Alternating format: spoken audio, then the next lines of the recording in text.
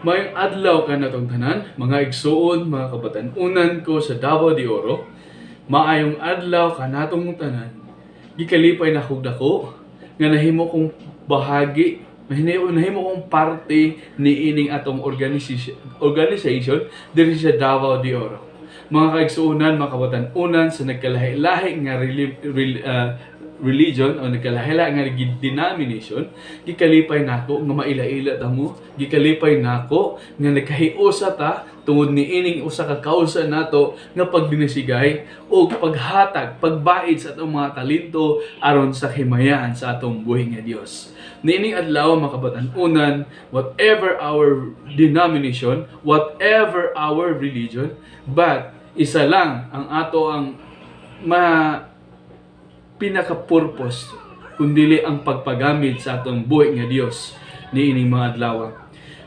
Nasay kita na kini ato ang panahon karon di na gyud normal. It is a new normal. Dili na gyud ta pwede mo balik sa atong old normal. Tungod kay nakita nato nga hapit na gid mo balik ang atong Ginoo mga igsuonan. Karon ang panahon nga kinahanglan mangadam kita sa iyang pagbalik. Muna nga kung unsa pa man ang ato mga talent karon ato na kini gamiton pinaagi sa pagpagamit diha sa mga buluhaton sa Ginoo mga kaigsuonan, mga kabatan-unan. Mo kini ang atong buhaton. Nag-ingon pa diri ang pulong sa Ginoo sa Romans chapter 12 verse 1. I beseech you therefore, brethren, by the mercies of God, that ye present your bodies a living sacrifice, holy, acceptable unto God, which is your reasonable service. No? And be not conformed to this world, but be ye transformed by the renewing of your mind, that you may prove what is good, that good and acceptable and perfect will of God. Mga kaigsuonan, kining Romans chapter 12 verse 1 nagaaghat ka nato ni nga kinahanglan atong ihatag ang atong kaugalingon diha sa buhi nga Dios, ingon nga buhi nga gasat aniya. Og nasayo kita, there's a verse 2 nga dili na kita conform to this kalibutan, no? Dili na kita kinahanglan mag-conform to this world because kabalo ta kung unsa kadautan dinhi sa kalibutan. We know how wicked the world is, and we know that God is anytime soon He will come to us. Mga batan-on, kasayod ta nga ang atong kalibutan karon grabe na ang pagkadautan. That is why we are told nga dili ta mag-conform to this world, but be transformed by the renewing of our mind, that we may prove what is good, what is acceptable, and what is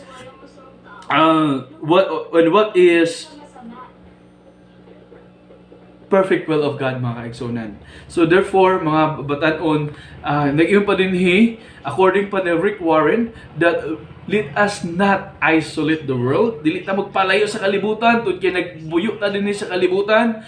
And the second one is let us not desolate the world. Second one is let us not desolate the world. Ibig sabihin niya, dili po ta palabig dikit sa kalibutan basit og matakdan ta. But unsa itong buhaton, let us insulate the world. What does that mean? That bisan pa o nagpuyo ta sa kalibutan, di ta kinahanglan magpalayo sa kalibutan tungod kay unsaon nato pag-reach out atong mga kabatan-unan nga naa sa kalibutan. And let us not desolate the world. Dili pud kinahanglan yung palabi tagdikit sa kalibutan kay basin tag matakdan, but let us insulate the world. No, let us insulate the word. That it means that kinahanglan nga wala nagpuyo ta sa kalibutan nga madanlog, dili ta magpaapekto, just like fish. We know that the fish in the ocean, the fish in the sea, they live in the salt water. Nagpuyo sila sa tubig nga parat. But the fish, the living fish, kung imo na siyang kanon, dili gyud siya parat. Tungod kay nagpuyo siya sa dagat, pero wa siya natakdan sa kaparat. That is why, mga batan-on, kay hapit na mo balik ang Ginoo, ang atong buhaton is let us strengthen ourselves in the faith of God. Magpagamit ta sa Ginoo, mahimutang panalangin sa uban, mahimutang blessing sa uban, mga batan-on, nga mahimo nga makapanalangin kita diha sa kalibutan, kita magdalag suga. Kita ang nahimong suga sa kalibutan. That is why, mga batan-on, kinahanglan ipakita nato atong pagkakahayag aron nga ang tanan nga naa sa kalibutan madanagan kini ug makita ang himaya sa Ginoo sa atong mga kinabuhi. We are the light of this world. As stated, it cannot be hidden. Kung kinsa man ang atong kahayag, kung atong ibutang diha ilalom sa gantangan, dili kini makita, ug ang tanan nga mga tawo mahimo nga dili makakita sa kamuturan ug kigitago natong atong kahayag.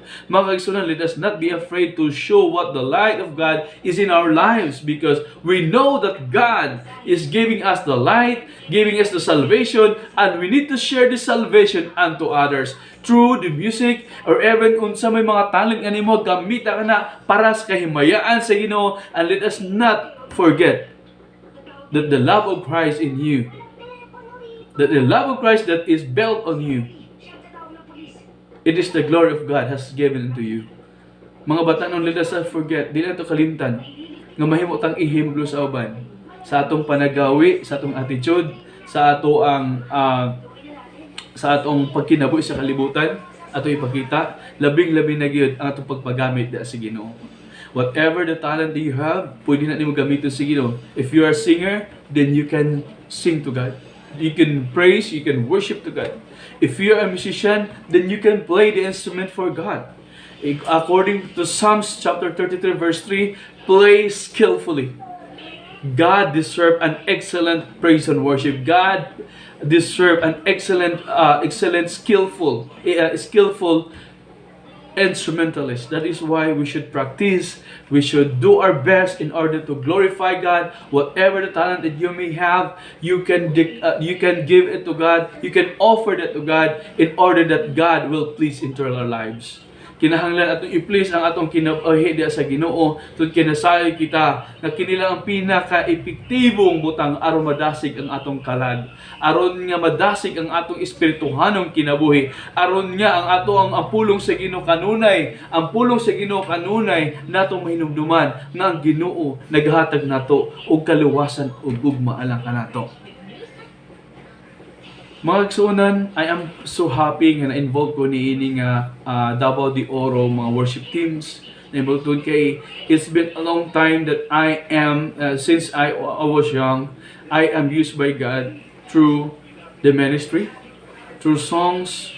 That is until na wala ko nag-stop sa pagpagamit sa Ginoo tungod kinasayod ko, diri ko happy. Diri ko nalipay. Diri ko nakabaton og ka ng dugang kalipay sa pagpagamit sa Ginoo until now. Mga kigsuunan, kung na kay gasa sa pag-compose og song, na kay gasa whatever the gift that you have, you can use it for the glory of God.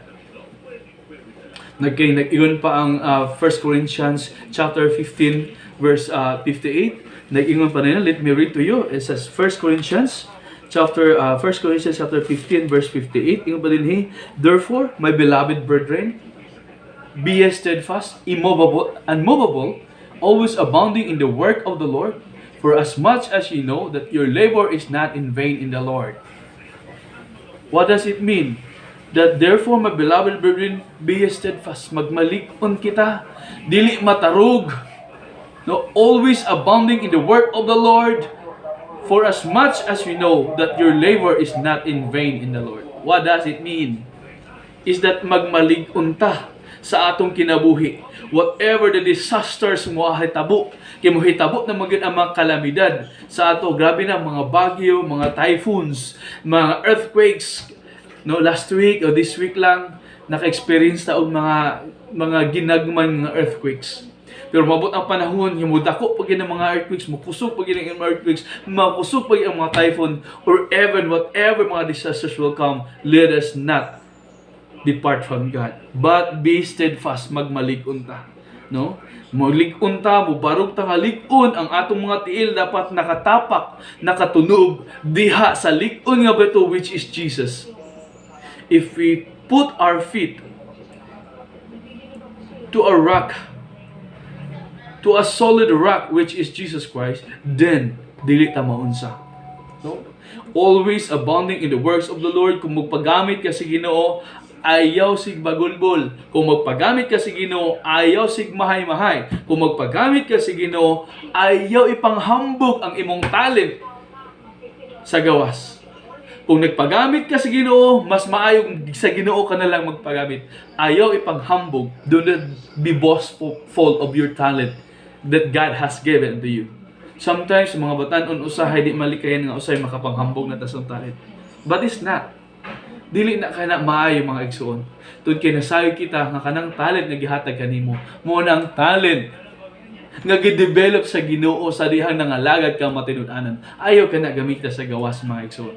Kung dili gamita ka na aron sa kahimayaan, aron sa kalipay sa atong buhi nga Dios, aron nga mahimaya ang Ginoo ug dunghagan pagud ang imong talent nga gihatag sa Ginoo kanimo.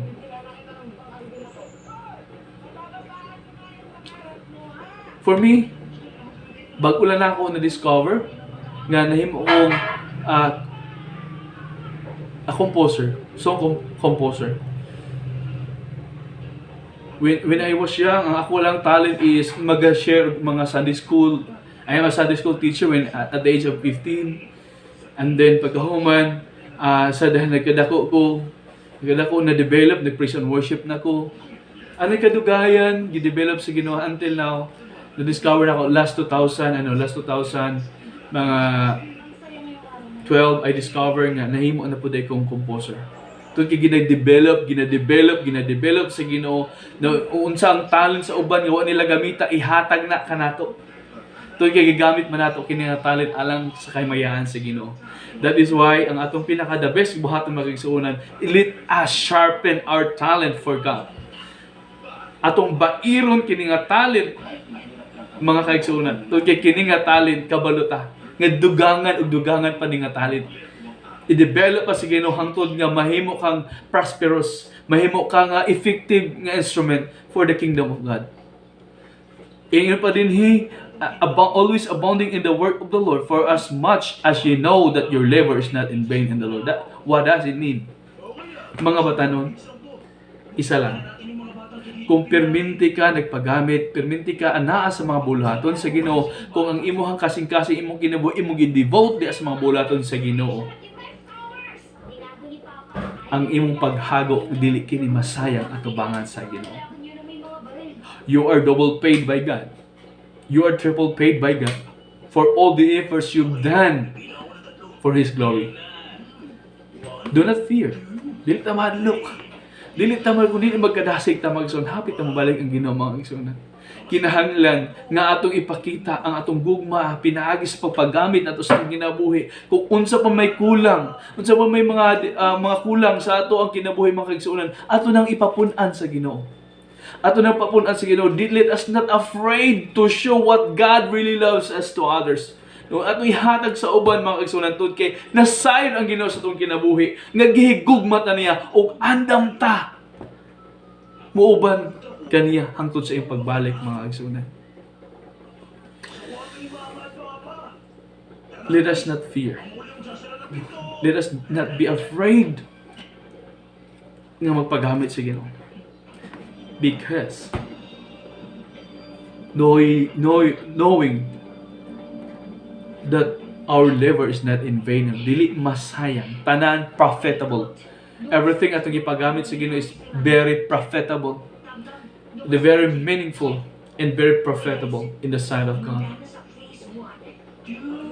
One thing na sige kag paggamit sa Ginoo that is tested and proven sa kinabuhi. Kung magsigang paggamit sa Ginoo, if you want a promotion, if you want success in your life, matingala ka. Moabot ra sa imuha ang promotion, moabot ra ang success sa imong kinabuhi unsa magitinguha sa imong kasing-kasing. Moabot ra nga wala nimo damha. Moabot ra nga never nimo gi-expect nga moabot ang mga panalangin nga gihatag sa Ginoo kanimo mga igsoon. That is why do it. Ayaw kahadlok and do it wholeheartedly, do it humbly. Buhata ang tanang butang sa pagpaubos. Buhata ang mga butang sa walay ko kahadlok alang sa kahimayaan sa Ginoo. We know that the end is near. Hapit na mabalik atong Ginoo. Huwag kinahanglan nga kini ang atong kaugalingon, atong ipangandam ni. ang atong kinabuhi atong ipangandam. That is why let us ponder always the Word of God. Kanuna ito hinuklugan ang pulong sa Ginoo. Kung ito kaya diri sa pulong sa Ginoo, diri na ito makaplagan kung unsa ka may gugmaon. Ubanta ni sa langit mga Diyon. Ayaw lang gid ka kapoy. Do not get tired. Do not get tired. Do not get tired to do good things to the Lord. Because God is there for you. God really loves you.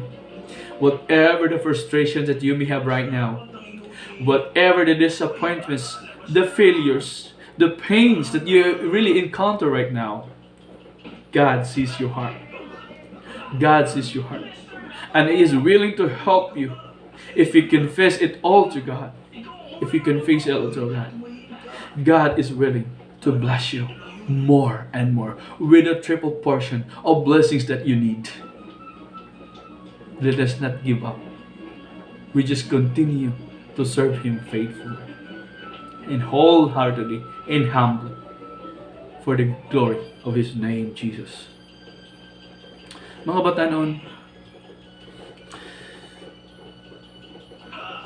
I hope that we can meet each other after this pandemic to have a meaningful bonding that we need. Magkita-kita ta puhon. Mag-share ta sa atong mga talent puhon. Kung ano na mo yung mga talent, let us share one another. I really want to have a fellowship with you. Gusto na ako nga magkahiusa kita. Sa di pa mabalik atong Ginoo. Thank you. And isa lang ako ang makabilin nga padayon ta magpagamit. Isip na higugmata sa Ginoo. Ug isip nga gihigugmata sa Ginoo. Buhaton na to ang pinaka the best in order to glorify God. Maayong adlaw ug dalaygon ang Dios.